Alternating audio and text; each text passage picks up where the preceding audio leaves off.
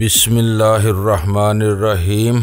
गुमनाम हीरो के मुअज़्ज़ज़ नाज़रीन, अस्सलामु अलैकुम। आइए चलते हैं कहानी की तरफ। सलमा को बड़ी शिद्दत से तुम्हारी तलाश है। जहांगीर ने ब्रीफ केस खोलकर ब्लैक लेबल की सर्बमोहर बोतल निकालते हुए हंसकर कहा, रात को मैंने इसे मना कर दिया था कि तुम्हारा मूड खराब है, इसलिए गजाला के बारे में तुमसे कोई बात न करे, क्योंकि तुमने मुझे भी अपनी मुलाकात के बारे में कुछ नहीं बताया था। फिर सुबह तुमने नाश्ते की मेज पर अचानक ही अपनी मुंतकली का ऐलान करके इस बेचारी के सारे तजस्सुस का सत्यानाश मार दिया। वो 2 मरतबा फैक्ट्री फोन कर चुकी थी कि मैंने तुमको कहाँ छोड़ा था। तुमने यहाँ का नंबर तो नहीं दिया इसे? मैंने बुखलाकर सवाल किया। अभी तो इतना ही कहा है कि तुम एक स्टेट ब्रोकर के पास उतरे थे, लेकिन इसे नंबर दिए बगैर मेरी गुलू खुलासी नहीं होगी। इसकी तसल्ली के लिए कोई भी मन गढ़ंत कहानी बना लेना। गजाला से जब तक मेरी मुलाकात नहीं हुई थी, मैंने इस यादगार दिन के बारे में बहुत कुछ सोचा था। मेरा ख्याल था कि इब्तदा गिले शिकवों से होगी, फिर इसके वालिदैन के मर्गे नागहानी का अलमनाक मौजू आएगा, वो अपनी बिपता सुनाएगी, मैं इसे कायल करने के लिए अपने मुसाइब का जिक्र करूंगा। लेकिन इस मुलाकात में कुछ भी ना हुआ। इसने मुझसे यूं तेवर बदल लिए थे कि हम दोनों के दरमियान एक खलीज सी हायल हो गई थी, जिसने जुबानों पर भी गोया मोहर लगा दी थी। इसने अपनी महीनों की कहानी चंद फिक्रों में समो दी और मैं तो इसे अपने बारे में कुछ भी ना बता सका। ना ही इसने मेरे गुजरे हुए दिनों के बारे में कुछ जानने की ख्वाहिश का इजहार किया। शायद मुझे अपने रूबरू जिंदा सलामत देखकर इसने ये फर्ज कर लिया था कि सब खैरियत ही रही होगी। मैंने सोच लिया है जो कुछ मैंने सोचा था और जो सिरे से नहीं हो सका था, इसे एक कहानी बनाकर सलमा को सुना दूंगा। ना वो गजाला को पसंद करती थी, ना गजाला इसे पसंद करती थी, इसलिए मैं सलमा से जो कुछ भी कह देता, इसकी कहीं से तरदीद होने का कोई इम्कान नहीं था। इस तरह सलमा की नजरों में मेरा भरम भी कायम रहता और जहांगीर की गुलू खुलासी भी हो जाती। चलो ये झूठ भी बोल लूंगा, मैंने एक गहरा सांस लेकर कहा। ये बताओ कि कैसी गुजर रही है? अब अच्छी गुजरने लगी है। वो 2 गिलास बनाते हुए हंसकर बोला, बीवी के लिए शौहर के मामूलात गैर मामूली अहमियत रखते हैं। तंजीम के दिनों में जब वक्त बे वक्त काम से जाना पड़ता था तो वो भड़कती थी। अब अपने मुकर्ररा औकात में अयाशी के लिए गायब होता हूँ तो वो समझती है कि मैं दिन भर गधे की तरह काम में जुटा रहता हूँ। इस मौजू पर अब मैं खुद को नाअहल तस्वर करने लगा हूँ। मैंने कहा, अहलियत बढ़ाने के लिए चाहो तो एक सेक्रेटरी दिलवा दूं? इसने मानीखेज लहजे में कहा। सैलून से नौजवान और तालीम याफ्ता लड़कियों की एक खेप आई हुई है और सब ही मुलाजमत की तलाश में सरगर्दा हैं। फजा में हौले से गिलास टकराते हुए इसने मेरा जाम सेहत तजवीज किया। इसने लब तर किए, मैंने मैदा शराब किया और बोला, हर चीज से दिल उचाट हो रहा है। जब तक दिलदार से बदला न ले लूं चैन नहीं आएगा। यार ऐसी बातें न करो, वो अपनायत के साथ बोला। तुम्हारी उदासी मेरे दिल पर भी असरअंदाज होने लगी है। वैसे मैं भी एक आधा दिन में तुम्हारे लिए कुछ करूंगा। पुराने लोगों का काम तो मैंने आज ही से शुरू कर दिया है। भरोसे और हिम्मत वाला आदमी मिल गया तो अमीर दादा को इसके घर से उठवा ही लूंगा। हम दोनों भी यही सोच रहे थे, लेकिन इसका अगवा मरवाने से ज्यादा मुश्किल साबित होगा। इसे यहाँ तो लाया नहीं जा सकता। सबसे बड़ा मसला ये है कि इसे रखा कहाँ जाएगा। तशद्दुद के बगैर शायद वो जुबान नहीं खोलेगा। ये मेरा काम है। फैक्ट्री में शाम का चौकीदार मेरा अपना आदमी है। धंधे के जमाने में 2 खून कर चुका है, लेकिन रिकॉर्ड बिल्कुल बेदाग है। जो कुछ करना हो शाम 7 बजे से सुबह 7 बजे के दरमियान करना, किसी के फरिश्तों को भी हवा ना लग सकेगी। वैसे तुम इस चक्कर में ना पड़ो, ये काम मैं बेहतर तरीके से सारा अंजाम दे सकता हूँ। शायद मैं तुम्हें ये बताना भूल गया कि दिलदार ने बजाहर एक दवा साज कारखाना कायम किया हुआ है। ओह, ये मैं पहली बार सुन रहा हूँ। इसका मतलब है कि वो भी बहुत चालाक आदमी है। आड़ के लिए कोई कारोबार सामने ना हो तो खुलकर ऐशो इशरत की जिंदगी गुजारनी खतरनाक साबित होती है। मुझे तो शुबा है कि वो वहाँ भी कोई गपला कर रहा है, वरना इसका काम इतनी खामोशी से न चल रहा होता। मुझे हैरत है कि तुम्हें यहाँ शी की किसी सरगर्मी का इल्म ही नहीं था। ऐसा कोई गपला मालूम हो जाए तो फैक्ट्री पर छापा डलवा कर इसे फौरी तौर पर इसी बहाने से अंदर कराया जा सकता है। फैक्ट्री मैंने एक बड़े पुलिस अफसर से खरीदी है, जो इसने अपने भतीजे के नाम से कायम की हुई थी। इस सौदे की वजह से हम दोनों के दरमियान गहरी दोस्ती इस्तवार हो गई है। मैं चाहूँ तो वो हीले बहानों से दिलदार को हरासा भी कर सकता है, लेकिन ऐसे ओछे हथकंडों से वो चुकन्ना हो जाएगा और हम इस पर कभी हाथ न डाल सकेंगे। इससे पहले कि हम मोड़ में आए, अपनी फैक्ट्री का पता और चौकीदार को जेर करने का तिलिस्म समझा दो। न जाने किस वक्त इधर का रुख करने की जरूरत पेश आ जाए। आजकल तो सितारे भी यावर नहीं रहे हैं। इसने ब्रीफ केस से अपना बिजनेस कार्ड निकालकर इसकी पुश्त पर उर्दू में रेशम खान का नाम लिखकर नीचे अपने दस्तखत जब्त किए और वो कार्ड मेरी तरफ बढ़ा दिया। पता बहुत आसान है, चौकीदार को सिर्फ कार्ड दे दोगे तो मजीद कुछ कहने की जरूरत बाकी नहीं रहेगी। रात को फैक्ट्री में वो बिल्कुल तन्हा होता है। तुम्हारे काम करने के पुराने अंदाज अब भी नहीं बदले। मैंने कार्ड का जायजा लेते हुए कहा, तुम तो कपड़ों की आड़ में कोई चक्कर नहीं चला रहे। इस कदर कमाया और उड़ाया है कि अब दिल में कोई हसरत बाकी नहीं रही। इसने कानों को हाथ लगाते हुए कहा, अब तो करोड़ों का फायदा सामने हो तो फिर भी काले धंधों को लात मार दूंगा। मुझे इसी कारोबार में बहुत कुछ मिल रहा है, ईमानदारी से काम चल रहा है, तो बेईमानी करने वाले पर हर तरफ से लानत बरसती है। वो मेरा दोस्त और मुअन्नस गमख्वार था, इसलिए मैंने इसकी बात पर तनकीद किए बगैर इसकी नेक नफ्सी को सराहा। लेकिन मैं दिल में ये सोचने पर मजबूर हो गया कि हमने अपनी अमली जिंदगी में ईमान को कितनी सस्ती जिन्स बना लिया था कि जहाँ दिल चाहा ईमानदारी और बेईमानी की एक लकीर खींच दी, जबकि चोरी और बेईमानी से रखी हुई बुनियादों से कभी ईमान की रमक भी नहीं मिल सकती। इसने मेरे साथ ही चर्च फरोशी के इब्तदाई दौर में तंजीम में शिरकत की थी। फिर हीरवन का दौर आया तो चर्च की जगह इसे शहर में मुतारफ कराने में मेरे साथ जहांगीर की भी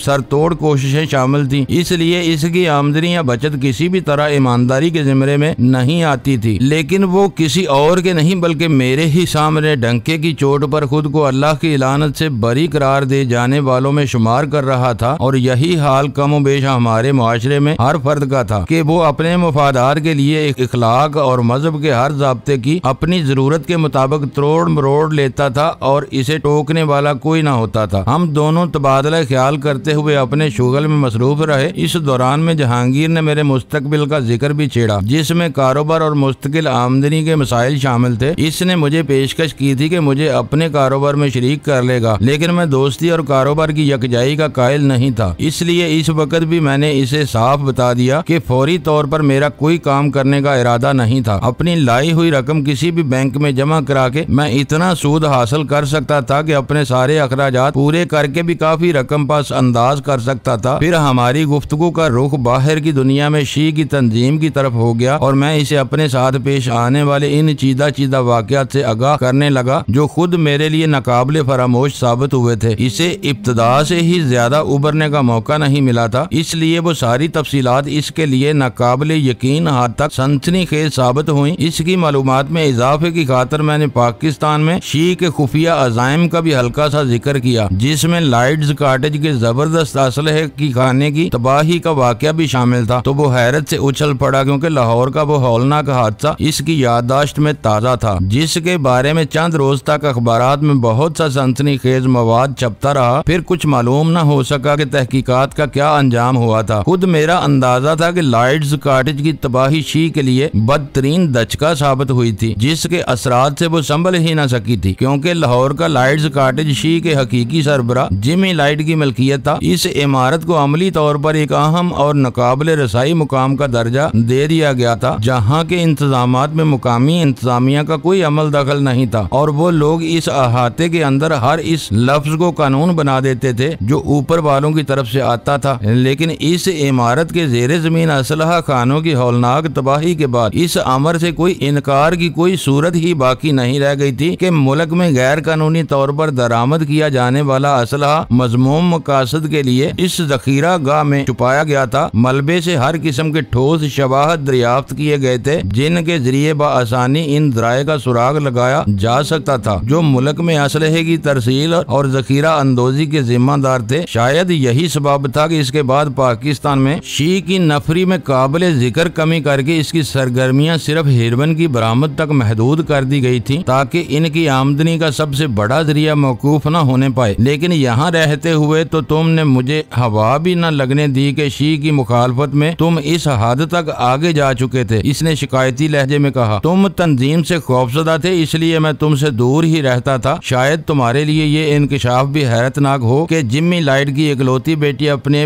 बाप से बागी होकर मेरे साथ मिल गई थी और वो अब भी बागी ही है। बीरा लाइट, इसने हैरत से दोहराया, तुम तेज पी रहे हो इसलिए आज आलमे बाला की खबरें ला रहे हो। ऐसा लगता है कि जैसे जिम्मी लाइट ने बजाते खुद तुम्हें अपने बीवी बच्चों से मुतारफ कराया हो। और यूं मुझे वीरा की कहानी दोहरानी पड़ी जिसे सुल्तान शाह फ्रांस और इटली की सरहद पर छोड़ आया था। हमारी महफिल चल ही रही थी कि 5 बजे डोरबेल बजी। जहांगीर ने उठकर एहतियात से दरवाजा खोला तो बाहर सुल्तान शाह मौजूद था। मैं कुछ काम करके आया हूँ, यूं इसने अंदर आकर संजीदगी के साथ इंकशाफ किया। शायद अमीर दादा को इसी वक्त उठवा लिया जाता, लेकिन सबसे बड़ा मसला ये पैदा होगा कि इसे कहाँ रखा जाएगा। जहांगीर की फैक्ट्री से बेहतर जगह पूरे शहर में नहीं मिल सकेगी। मैंने कहा बस तो फिर मैं अभी वापस जाता हूँ, फैक्ट्री का पता मुझे समझा दो। ये काम तुम तनहा कर लोगे? जहांगीर ने बेएतबारी के साथ सवाल किया। या हमें भी साथ चलना होगा? ज्यादा भीड़ भाड़ से काम खराब हो जाएगा। हमारा इसे धोखे से उठवाने का प्रोग्राम है, लेकिन शर्त यही है कि अगवा के बाद वो शहर में जिंदा नजर नहीं आना चाहिए, वरना मेरे मुरासम पर खराब असर पड़ेगा। सुल्तान शाह बोला, तुम्हारे इससे कहां से के मुरासम निकल आए? मैंने तहयर अमेज लहजे में सवाल किया। मेरा एक गहरा दोस्त है जिसके अमीर दादा से भी मुरासम है, मैं इसी से मिलने गया था। मैंने इसे राजी कर लिया है कि वो तफरीह के बहाने अमीर दादा को घर से बुला लाएगा, फिर हम दोनों टैक्सी में क्लोरोफार्म सुंघाकर इसे बेहोश कर देंगे। मगर अमीर दादा बहुत खतरनाक आदमी है। इस कार्रवाई के बाद अगर इसे जिंदा छोड़ा गया तो वो मेरे दोस्त को पताल से भी ढूंढ निकालेगा। इसकी शर्त यही है कि काम हो जाने के बाद अमीर दादा को जिंदा नहीं रहना चाहिए। और इसका काम का मुआवजा क्या देना होगा? मैंने सवाल किया। कुछ भी नहीं। सुल्तान शाह ने वो इंकशाफ करके हम दोनों को हैरान कर दिया। दरअसल मेरे दोस्त का इलाका भी वही है। सुल्तान शाह ने वजाहत की, अमीर दादा की मौजूदगी में इसकी दाल नहीं गलती। इसका पता साफ हो जाएगा तो मेरे दोस्त इस इलाके में बालादस्ती हासिल हो जाएगी। यूं समझ लो कि इनकी आपस की मुखासमत से हमें फायदा हो रहा है। वैसे मैं इसे कुछ रकम दूंगा तो वो इनकार भी नहीं करेगा। जब इनमें दुश्मनी है तो अमीर दादा जैसा चालाक गोदरी इसकी चाल में कैसे आ जाएगा? बज़ाहिर मेरा दोस्त अमीर दादा का मती है, वो शायद इसे अपने हाथ से मारने की जुर्रत भी नहीं कर सकता, इसीलिए इसको हमारे हवाले कर रहा है। देखा जाए तो ये दो तरफा मुआदा है। ठीक है, जहांगीर ने कहा, मैं पता समझाए देता हूँ, लेकिन ये ख्याल रखना कि गड़बड़ ना हो। प्रोग्राम ऐसा होना चाहिए कि तुम अंधेरा फैलने के बाद फैक्ट्री पहुँचो। मैं वहाँ तुम्हारा इंतजार करूंगा। 7:30 और 8 बजे के दरमियान शिकार वहाँ मौजूद होगा। सुल्तान शाह ने इत्मीनान से कहा और जहांगीर इसे फैक्ट्री का महल्ले बुकू समझाने लगा। सुल्तान शाह थोड़ी देर वहाँ ठहर कर वापस चला गया, क्योंकि इसे मौका के लिए कुछ तैयारियां भी करनी थी। ये शख्स कुछ शेखी खोर और गबी नजर आता है। सुल्तान शाह के चले जाने के बाद जहांगीर ने नापसंदीदगी का इजहार करते हुए कहा, अमीर एक जहांदीदा और मक्कार गुंडा है। मुझे यकीन नहीं आता ये लड़का इसे उल्लू बनाने में कामयाब हो जाएगा। ये तुम्हें वक्त आने पर पता चलेगा, मैंने मुस्कुराते हुए कहा। सुल्तान शाह की लाई हुई उम्मीद अफजा खबर ने मेरा दिल खुश कर दिया था और मुझे दिलदार का अंजाम करीब नजर आने लगा था। पता नहीं वापसी में कितनी देर हो जाएगी, इसलिए मैं अभी घर का चक्कर लगा लेता हूँ। बल्कि तुम भी यहाँ पड़े पड़े क्या करोगे? मेरे साथ ही चलो। घर से हम सीधे फैक्ट्री की तरफ निकल जाएंगे। इस वक्त मेरा सलमा का सामना करने का मूड नहीं था, लेकिन जहांगीर के इसरार के सामने मुझे हथियार डालने पड़े और फिर मैं इसके हमरा इसके घर के लिए रवाना हो गया। दौरान सफर मेरा जहन बरक रफ्तारी के साथ अमीर दादा से की जाने वाली बाज पुरस का खाका तैयार करने में मसरूफ था। सलमा मुझे देखते ही भड़क उठी। अपने गुस्से का इजहार करते हुए इसने जहांगीर की मौजूदगी की भी परवाह नहीं की और त्योरियां चढ़ाकर मुझ पर बरस पड़ी। रात को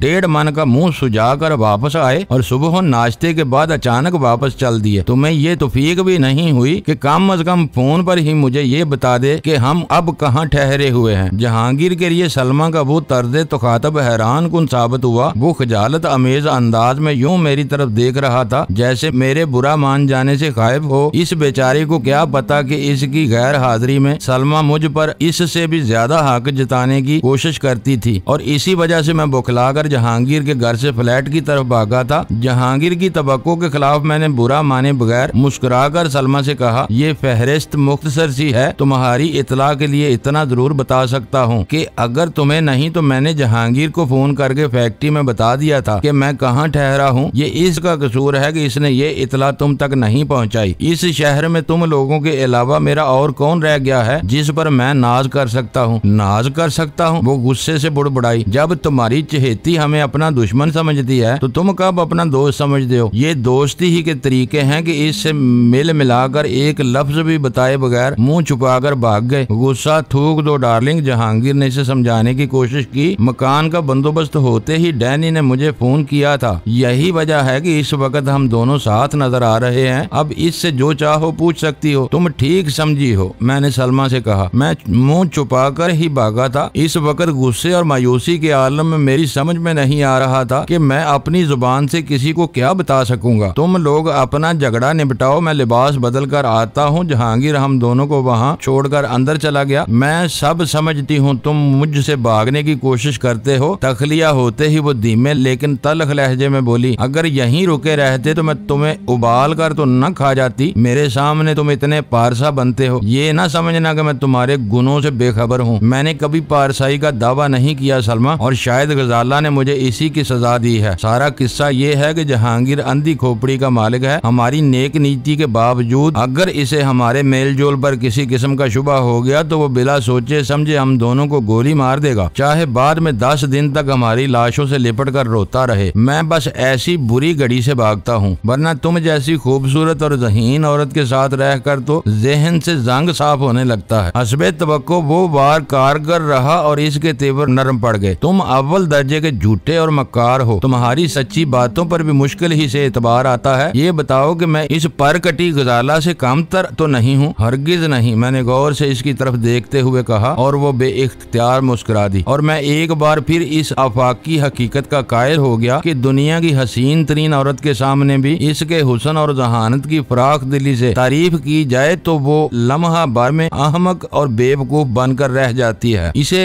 राम कर लेने की खुशी में मैंने फौरन ही सिगरेट सुलगा ली। तुम्हारी सांसों से स्काच की बू आ रही है, वो शोख लहजे में बोली। मालूम होता है कि इसी के जेरे असर इस वक्त सच्ची सच्ची बातें कर रहे हो। ये बताओ कि तुम दोनों इस वक्त कहाँ से आ रहे हो? जहांगीर मेरे फ्लैट पर पहुंचा था, वहाँ से सीधे इधर आए हैं, मैंने कहा। और तुम्हारा हमजाद कहाँ रह गया? इसने सुल्तान शाह के बारे में सवाल किया। हम दोनों ने अलग अलग रहने का फैसला कर लिया है। मैंने वो बात कही जो सलमा को खुश कर सकती थी। एक साथ रहकर वो बहुत तेजी के साथ मुझ पर हावी होता जा रहा था। मेरे बेहतरीन मामलात ऐसे हैं जिनमें मैं किसी की दखल अंदाजी बर्दाश्त नहीं कर सकता, लेकिन वो हर बात में गैर जरूरी तौर पर टांग अड़ाने का आदी होता जा रहा था। खुदा का शुक्र है कि ये बात तुम्हारी समझ में आ गई। वो एक गहरा सांस लेकर बोली, नौकर कितना ही अक्लमंद और वफादार क्यों न हो, इसे इसके ठिकाने पर ही रखना चाहिए। ज्यादा मुंह लगाने से नौकर सर पर सवार होने लगते हैं। लम्हा भर के लिए वो खामोश हुई, फिर सवाल कर बैठी, वो मुंह छुपा के भागने वाली क्या बात बता रहे थे तुम? कल रात मेरा मूड बहुत खराब था। गजाला से मिलने के बाद खुद को बुरी तरह शिकस्त खुर्दा समझ रहा था, इसलिए मैंने जहांगीर से भी कोई बात नहीं की थी। वो अपने हालात से बहुत परेशान थी। जब कहीं से मेरा सुराग मिलने की उम्मीद बाकी न रही तो मजबूर होकर इसने एक शरीफ आदमी से शादी कर ली। वो दोनों एक दूसरे के साथ खुश हैं। गजाला ने मुझे आइंदा मिलने से भी मना कर दिया है। और वो वादे, वो सपने क्या हुए जो तुम दोनों ने एक साथ किए और देखे थे? इसकी आंखों में जरा भी लिहाज मालूम नहीं होता। अगर इसने किसी मजबूरी के तहत शादी कर ही ली थी तो अपनी बरसों पुरानी मोहब्बत को फरामोश नहीं करना चाहिए था। वो चाहती तो तुम्हारा दिल रख सकती थी। शौहर के इल्म में लाए बगैर तुमसे रहने के 1000 तरीके पैदा हो सकते थे। मैं खामोश ही रहा क्योंकि सलमा और गजाला में बुनियादी फर्क सिर्फ यही था। सलमा सारी दुनिया को खुश रखने की कायल थी और गजाला किसी एक की होकर सिर्फ इसी को खुश रखने वाली लड़की थी। वह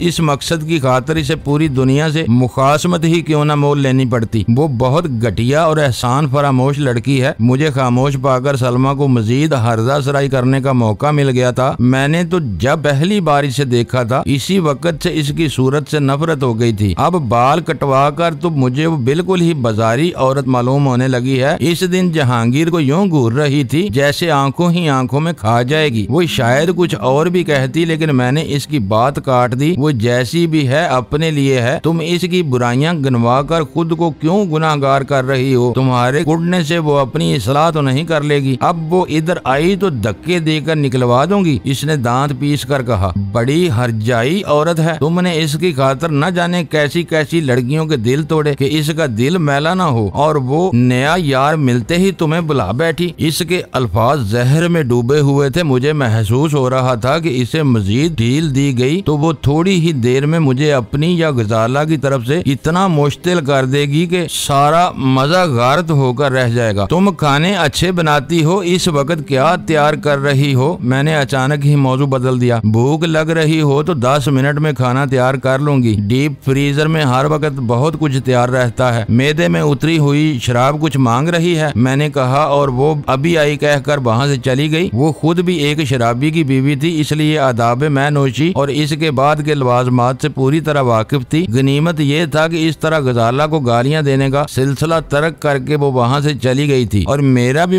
सिर्फ इतना ही मकसद था, वरना मुझे किसी चीज की जरा भी ख्वाहिश नहीं थी। वो खिलाफे तवक्को बहुत जल्द वापस आ गई। छोटी ट्रे में वो चंद गरम गरम शामी कबाब, पनीर के टुकड़े और हंटर बीफ के पार्चे लेकर आई थी। इसकी मुस्तैदी को सराहते हुए मैंने एक कबाब कुछ पनीर के साथ ले लिया। इसी वक्त जहांगीर लिबास तब्दील करके टाई की गिरा दुरुस्त करते हुए वहाँ आ पहुँचा। वेरी गुड, वो दूर ही से मुसरत आमेज आवाज में चीखा, तुम लोग तो लड़ने के बजाय खाने में मसरूफ हो। ये मुसालहत की बहुत अच्छी इलामत है। इस खुशी में मुझे भी तुम्हारा साथ देना पड़ेगा। इसने बराह रास्त प्लेट से चुटकी में पूरा कबाब उठा लिया। लेकिन ये तैयारी किधर की है? सलमा ने इसे घूरते हुए सवाल किया। मालूम होता है कि डैनी के वापस लौटते ही अब तुम्हारे मामूलात फिर बिगड़ने लगेंगे। तुम दोनों यहाँ घर में क्यों नहीं बैठते? बताओ, अब तुम ही बताओ। जहांगीर ने मुझ पर आंखें निकाली। मैं पहले ही कह रहा था कि होटल की बजाय शेरा को मेरे घर या फ्लैट पर बुला लो, लेकिन तुम्हें हर बात में अपनी मनमानी करने की आदत है। मुझे मालूम था कि सलमा आज रात मेरा घर से बाहर जाना पसंद नहीं करेगी। शेरा बहुत बदनजर आदमी है। सलमा की वजह से मैंने इसे यहाँ नहीं बुलाया। मेरे फ्लैट पर खाने पकाने का बंदोबस्त होना मुश्किल था क्योंकि मैं बीमार हूँ और सुल्तान शाह जा चुका है, इसलिए होटल की तजवीज रखी थी। सलमा नाराज होती है तो तुम रुक जाओ, मैं शेरा से कोई बहाना कर लूंगा, तुमसे वो फिर कभी मिल लेगा। मैंने बेपरवाही से कहा। मैं बिला वजह अपना नाम बदनाम नहीं कराना चाहता। इसने बेखबरी में मुझे इस तनाजे में फंसाया था, लेकिन मेरे जवाब से वो खुश हो गया। सलमा की नजरें बचाकर इसने अपनी दाहिनी आंख दबाकर पसंदीदगी का इजहार किया था। तुम दोनों मिल जाओ तो सफेद झूठ को भी सच साबित कर सकते हो। सलमा जहांगीर से ही मुखातब थी। प्रोग्राम पहले से तय कर लिया है तो चले जाओ, लेकिन ये ख्याल रखना कि अपने कदमों पर चलकर अपने ही घर वापस आओ। 12 बजे के बाद मैं दरवाजे अंदर से बोल्ट कर लूंगी, जो सुबह से पहले किसी कीमत नहीं खुलेंगे। जहांगीर खिसियाए हुए अंदाज में मुस्कुरा के रह गया। हम दोनों टिश्यू पेपर से तेजी से हाथ साफ करते हुए तेजी के साथ बाहर निकलते चले गए। यार, तुम्हारी बीवी तो तुम पर बुरी तरह हावी हो गई है। घर से निकलने के बाद मैंने हैरत से कहा, मेरे जाने से पहले तो ये ऐसी नहीं थी, अब तो तुम भी इससे डरने लगे हो। कभी दिन बड़े होते हैं, कभी रातें। वो बेपरवाही से बोला। तुम्हारे सामने इतना बोल रही थी, तुम्हारी जगह कोई और होता तो दम भी न मार सकती थी। वैसे ये हकीकत है कि जब मैं बदमाशी करता था तो वो मुझसे डरती रहती थी। जब से शरीफाना कारोबार शुरू हुआ है, कभी कभी वो दादागिरी पर उतर आती है, लेकिन घर में ये सब चलता ही रहता है। मैं बेइख्तियार हंस पड़ा। दूसरों के दांत तोड़ने वाला बीवी की दौंत से डरता है। ये रिश्ता भी किस कदर अजीब होता है। औरत या लड़की जब तक दोस्त रहे कुछ और होती है, बीवी बनकर तो हर औरत बदल जाती है। और सलमा तो जब चाहती है मुझे भी बुरी तरह रगड़ डालती है, हालांकि मैं हमेशा इसका लिहाज करता हूँ। इसकी बातों का बुरा ना माना करो। वो अहमक मेरी बात की गहराई में जाने की बजाय मेरा बाजू सहलाते हुए खुशामदाना लहजे में बोला, वो दिल की बुरी नहीं है, तुम्हें मेरे छोटे भाई की तरह समझती है। कभी कोई बोंगी बात कह भी जाए तो हंस कर टाल दिया करो। दरअसल वो बड़े घर की बेटी है और यहाँ आकर मेरे साथ बिल्कुल तनहा रह गई है। मुलाजमों में घुलने मिलने में हद तक समझती है। तुम नजर आ जाते हो तो इसे भी दिल की भड़ास निकालने का मौका मिल जाता है। गजाला के बारे में क्या पूछ रही थी तुमसे? मैंने इस मौजू पर होने वाली गुफ्तगू इसके सामने दोहरा दी। वैसे तुम्हारा काम खासा मुश्किल हो गया है। कदरे तवक्कुफ के बाद उसने कहा, दिलदार को राह से हटाने के साथ ही तुम्हें गजाला को भी ये दिखाना है कि उसने उजलत में एक मकार और साजिशी शख्स को अपना शरीके हयात बना लिया है। काम बहुत आसान है। एक बार सिरा मिल जाए तो फिर मैं तुमको तमाशा दिखाऊंगा। शहर के किसी पुल से लटकी हुई अमीर दादा की हसरत ज़दा खोपड़ी दिलदार के औसान खता कर देगी। ये अच्छा हुआ कि तुमने इस मौजी को पहचान लिया जो मेरे मैनेजर और इसकी फैमिली के कत्ल में शरीक था। अब मैं निहायत सुकून से इसे ज़िबा कर दूंगा। तुमने जिम्मी लाइट की बेटी कबीरा का जिक्र किया था, आजकल वो कहाँ है? जहांगीर ने चौंक कर सवाल किया। फ्रांस तक हमारे साथ थी, लेकिन किसी वजह से इटली में दाखिल नहीं हो सकी थी। हो सकता है कि अब तक मिलान पहुंच गई हो। वो इस वक्त क्यों याद आ गई तुमको? मैंने हैरत से पूछा। तुमने गजाला को अपनी अना का मसला बना लिया है। कभी कभी मोहब्बत में इंसान नाकाम भी हो जाता है। इसके बजाय तुम बीरा पर डोरे डालने की कोशिश क्यों नहीं करते? वो भी काफी खूबसूरत और नौजवान होगी, ऐसी खूबसूरत के जो देखे देखता ही रह जाए। वो तो दिल से चाहती है कि मैं गजाला को छोड़कर इसे अपना लूं, लेकिन मैंने हमेशा ही इससे इनकार किया है। दरअसल वो बहुत आजाद ख्याल लड़की है। इज्जत और असमत के के तस्वर से बिल्कुल बेबहरा है, लोगों को दोस्त बनाती है, इनसे मिलती रहती है और जब दिल भर जाता है तो उकताकर उन्हें यकलख्त भूल जाती है। इससे दोस्ती रखी जा सकती है, लेकिन इसे बीवी के रूप में तस्लीम करना बड़े दिल गुर्दे का काम है। या जहाँ तक गजाला का मामला है वो बात ही कुछ और है। अगर वो अपनी मर्जी से कोई फैसला करती तो मैं ठंडे दिल से इसे तस्लीम कर लेता, लेकिन बदकिस्मती की बात यह है कि इसे एक मुनज़्ज़म साजिश के तहत बदतरीन सूरत हाल में फंसाया गया और फिर एक फैसला करने पर मजबूर कर दिया गया, जबकि वो अब भी पूरी नेक नीयती से यही समझ रही है कि इसने आजादाना तौर पर फैसला किया था। एक बार वो अपने फैसले की हकीकत जान ले फिर मैं आजाद हो जाऊंगा। मुझे नजर आ रहा है कि वो मुकम्मल तबाही के रास्ते पर चल पड़ी है। इसे बचाना मैं अपना फर्ज समझ रहा हूँ। होश में आकर भी वो दिलदार से अपना रिश्ता कायम रखना चाहे तो मुझे कोई दुख नहीं होगा। इसे भी मालूम होगा कि वो एक चोर, स्मगलर, साजिशी और कातिल की बीवी है। इसे मालूम है कि तुम गजाला को चाहते हो। इसने हैरत से पूछा। मुअज़्ज़ज़ नाज़रीन, लाइक करें, शेयर करें और कमेंट्स बॉक्स में पाक आर्मी जिंदाबाद, पाकिस्तान पाइंदाबाद का नारा ज़रूर दर्ज करके अपने मुल्क पर फ़ख्र करें और पाकिस्तान की बुनियादें मजबूत करने में अपना किरदार अदा करें। वीडियो देखने का शुक्रिया। मुअज़्ज़ज़ नाज़रीन, अपना ख्याल रखिएगा और हमारे चैनल का भी। ISI पाक आर्मी जिंदाबाद, पाकिस्तान पाइंदाबाद।